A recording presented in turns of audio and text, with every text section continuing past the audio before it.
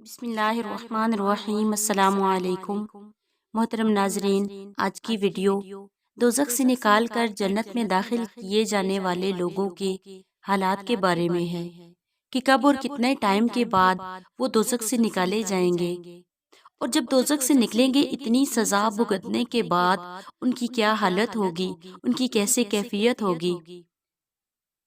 حضرت ابن مسعود رضی اللہ تعالیٰ عنہ فرماتے ہیں، جناب رسول اللہ صلی اللہ علیہ وآلہ وسلم نے ارشاد فرمایا، دوزخیوں میں سے اس آخری نکلنے والے کو اور آخر میں اہل جنت میں شامل ہونے والوں میں سے اس آدمی کو میں جانتا ہوں جو دوزخ سے سرین کے بل گھسٹ کر نکلے گا۔ اللہ تبارک و تعالیٰ فرماتے ہیں، جا جنت میں داخل ہو جا۔ جب وہ اس کے پاس پہنچے گا تو اس کے خیال میں یہ ڈالا جائے گا کہ وہ بھری ہوئی ہے، چنانچہ وہ لوٹ کر عرض کرے گا، یا رب وہ تو مجھے بھری ہوئی نظر آ رہی ہے۔ اللہ تعالیٰ ارشاد فرمائیں گے، جا جنت میں داخل ہو جا، تجھے دنیا کے برابر جتنی پوری دنیا ہے اس کے برابر اور اس سے مزید 10 گنا جنت دی جاتی ہے۔ وہ عرض کرے گا، آپ مالک الملک ہو کر مجھ سے مذاق کر رہے ہیں، حالانکہ یہ مذاق نہیں ہوگا بلکہ حقیقت ہوگی۔ حضرت ابن مسعود رضی اللہ تعالیٰ عنہ فرماتے ہیں کہ میں نے نبی پاک صلی اللہ علیہ وسلم کو دیکھا، یہ بات کرنے کے بعد آپ اتنا ہنسے کہ آپ کی داڑھی مبارک نظر آنے لگی۔ کہا جاتا ہے کہ یہ شخص اہل جنت میں سب سے کم درجہ پر فائز ہوگا۔ اس حدیث سے معلوم ہوتا ہے کہ اس ادنا اور اخیر میں جنت میں داخل ہونے والے کو دنیا اور دنیا سے 11 گنا کے برابر زیادہ جنت دی جائے گی۔ سبحان اللہ۔ حضرت ابن مسعود رضی اللہ تعالیٰ عنہ فرماتے ہیں، نبی پاک صلی اللہ علیہ وآلہ وسلم نے ایک اور حدیث میں ارشاد فرمایا، سب سے آخر میں جنت میں داخل ہونے والا وہ شخص ہوگا جو کبھی چلتا ہوگا، کبھی سرین کے بل گھسٹتا ہوگا اور کبھی دوزخ کی آگ میں جھلستا ہوگا۔ جب وہ دوزخ سے نکل جائے گا تو اس کو دیکھ کر عرض کرے گا، اے باری تعالیٰ، آپ نے مجھے اس سے نجات عطا فرما دی، اور وہ عنایت فرمائی گئی ہے جو نہ اگلوں کو نصیب ہوئی نہ پچھلوں کو۔ پھر اس آدمی کے سامنے ایک درخت کو ظاہر کیا جائے گا تو یہ اس کو دیکھ کر عرض کرے گا، یا رب آپ مجھے اس درخت کے قریب کر دیں، میں اس کے سایہ میں بیٹھنا چاہتا ہوں اور اس کا پانی پینا چاہتا ہوں۔ اللہ تبارک و تعالیٰ پوچھیں گے، اے ابن آدم، اگر میں تمہیں یہ دے دوں تو اس کے علاوہ کسی اور چیز کی طلب بھی کرے گا؟ وہ عرض کرے گا، نہیں یا رب، اور اللہ سے معاہدہ کرے گا کہ میں اس کے علاوہ کوئی اور چیز نہیں مانگوں گا، اور اس کا رب اس کی عذر قبول کرتا رہے گا، کیونکہ وہ شخص ایسی چیزوں کو دیکھے گا جن پر وہ صبر نہیں کر سکتا۔ پھر پہلے درخت سے بھی زیادہ حسین درخت اس کے سامنے لایا جائے گا تو وہ شخص کہے گا، یا رب مجھے اس کے قریب کر دے تاکہ میں اس کا پانی پی سکوں اور اس کے سائے میں بیٹھ سکوں، اس کے علاوہ اور کچھ نہیں مانگوں گا۔ اللہ تعالیٰ پوچھیں گے، اے ابن آدم، تو نے میرے ساتھ معاہدہ نہیں کیا تھا کہ میں تجھ کو اس کے علاوہ اور کچھ نہیں دوں گا؟ چنانچہ اللہ تعالیٰ اس کو اس درخت کے قریب کر دیں گے، پھر وہ اس کے قریب پہنچ جائے گا تو جنت والوں کی آوازیں سنے گا اور عرض کرے گا، اے رب مجھے آپ جنت میں داخل کر دیں۔ اللہ تعالیٰ فرمائیں گے، تجھے یہ پسند ہے؟ میں تجھے دنیا اور اس کے برابر مزید جنت عطا کر دوں۔ وہ عرض کرے گا، یا رب آپ مجھ سے مذاق کر رہے ہیں، حالانکہ آپ رب العالمین ہیں۔ اللہ تعالیٰ فرمائیں گے، میں تم سے مذاق نہیں کر رہا، بلکہ میں جو چاہوں اس کے کرنے کی طاقت رکھتا ہوں۔ سبحان اللہ۔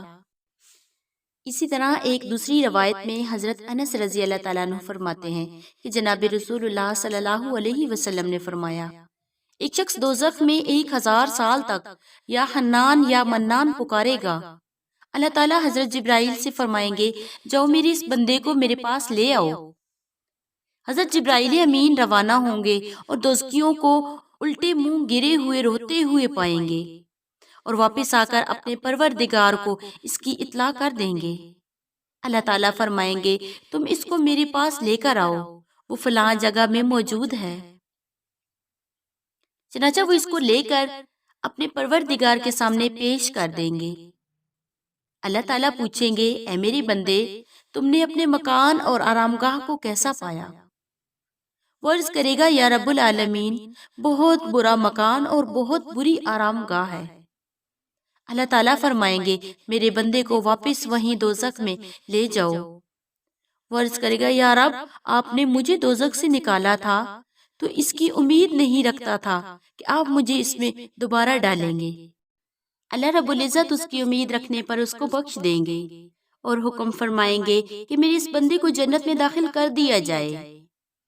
حضرت ابو امامہ رضی اللہ تعالیٰ عنہ فرماتے ہیں کہ جناب رسول اللہ صلی اللہ علیہ وآلہ وسلم نے فرمایا سب سے آخر میں جو شخص جنت میں داخل ہوگا وہ شخص ہوگا جو اپنی پشت کو پل صراط پر اس بچے کی پیٹ رگڑنے کی طرح الٹ پلٹ رہا ہوگا جس کو اس کا باپ مار رہا ہوتا ہے، اور وہ اس سے بھاگنا چاہتا ہے مگر بھاگنے کا طریقہ نہیں جانتا۔ وہ عرض کرے گا یا رب مجھے جنت میں پہنچا دیں اور دوزخ سے نجات دے دیں، تو اللہ تعالیٰ اس کی طرف وہی فرمائیں گے اے میرے بندے اگر میں تجھ کو دوزخ سے نجات دے دوں اور جنت میں داخل کر دوں تو کیا تو میرے سامنے اپنے گناہوں اور اپنی خطاؤں کا اعتراف کرے گا؟ وہ بندہ عرض کرے گا جی ہاں میرے پروردگار، مجھے آپ کے غلبہ اور جلال کی قسم اگر آپ نے مجھے دوزخ سے نجات دے دی تو میں بالکل اپنے گناہوں اور اپنی خطاؤں کا اعتراف کر لوں گا۔ پھر جب وہ پل صراط کو عبور کر لے گا تو دل ہی دل میں کہے گا کہ اگر میں اپنے گناہوں کا اور اپنی خطاؤں کا اعتراف کر لوں تو مجھے ضرور بالضرور دوزخ میں واپس لوٹا دیا جائے گا۔ تو اللہ تعالیٰ اس کی طرف وہی فرمائیں گے اے میرے بندے اب اپنے گناہوں اور اپنی خطاؤں کا اعتراف کرو، میں تمہاری مغفرت کر دوں گا اور تمہیں جنت میں بھی داخل کر دوں گا۔ بندہ کہے گا مجھے آپ کے غلبہ اور جلال کی قسم میں نے تو کبھی کوئی گناہ کیا ہی نہیں۔ تو اللہ تعالیٰ اس کی طرف القاء کریں گے کہ اے میرے بندے میرے پاس تیرے خلاف گواہ موجود ہیں، تم کس طرح اپنے گناہوں اور اپنی خطاؤں سے انکار کر سکتے ہو؟ تو وہ بندہ اپنی دائیں اور بائیں طرف مڑ کر دیکھے گا تو اس کو کوئی نظر نہیں آئے گا۔ وہ کہے گا یا رب آپ کی گواہ کہاں ہیں؟ تو اللہ تعالیٰ اس کے بدن کے جلد کے چھوٹے چھوٹے گناہ اگلوا دیں گے۔